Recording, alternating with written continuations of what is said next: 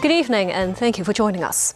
The government is currently reviewing the payment structure in public hospitals in the city, with the updated fee charging scheme set to be announced by the end of the month.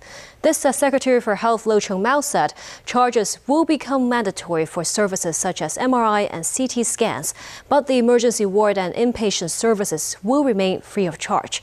Timothy Lee reports. A body of a woman was found floating in waters near Pengchao. Preliminary investigations indicate that the woman accidentally fell into the sea while trying to board a boat. A man was involved in rioting in Wanchai in 2019 and moved to Japan the following year. After being arrested upon returning to Hong Kong, the 27-year-old pleaded guilty today to one count of rioting.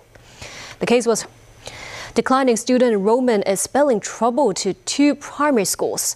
The Education Bureau will stop issuing grants for the 2 schools to operate Primary 1 classes in the next school year because of insufficient student admission.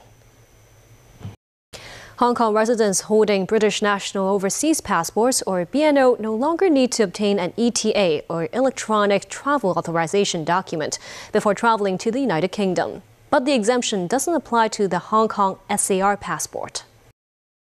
The International Criminal Court at The Hague announced that former Philippine President Rodrigo Duterte will make his first appearance at the ICC to face charges of crimes against humanity.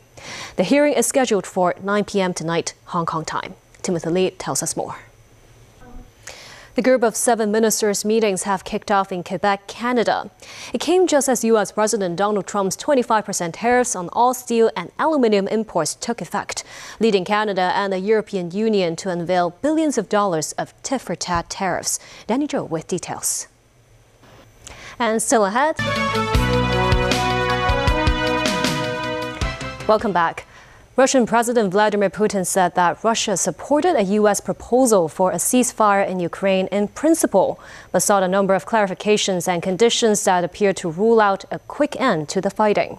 This as Ukrainian President Volodymyr Zelensky claimed that the Russian president is preparing to reject a ceasefire proposal. Tracy Furness reports. Foreign Minister Wang Yi today met with Russia and Iran's vice foreign ministers to explore diplomatic solution to Tehran's nuclear program. They have called for an end to U.S.'s unilateral sanctions on Iran.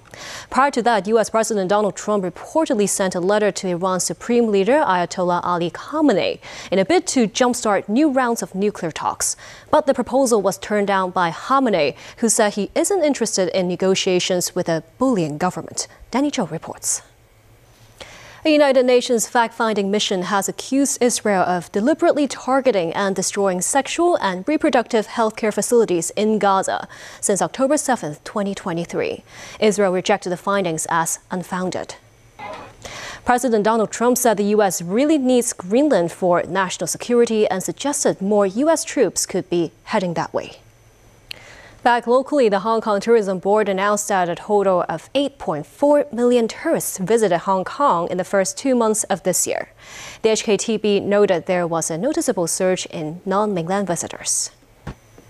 The 10-day Hong Kong Flower Show opened today at Victoria Park. Featuring an exuberant array of blooms from around the world, the floral exhibition has drawn not just locals, but also tourists. Take a look. A total lunar eclipse turned the moon coppery red from Thursday evening into Friday morning in various locations around the world. To sports, UEFA said it will look into the double touch rule that helped lead to Atletico Madrid's loss in a penalty shootout against Real Madrid in the Champions League. UEFA said it will talk with FIFA and the International Football Association Board, which is football's rules-making panel. Manchester United head coach Ruben Amorim praised perfect captain Bruno Fernandes after he scored a hat-trick in their Europa League clash at Old Trafford. Fernandes scored 2 penalties as United won 4-1 against 10-man Real Sociedad to reach the quarterfinals, where they will face Lyon. In golf, this week's Players' Championship at TPC Sawgrass is considered the 5th major on the Pro Tour. The challenging holes result in many golfers hitting balls into the water. This week, it was a golfer's turn to get wet. A clarification from an earlier story. Secretary for Health Lo Chung-mau said charges will become mandatory for services such as MRI and CT scans, but such services for the emergency ward will remain free of charge. And that's the news. Thank you for watching.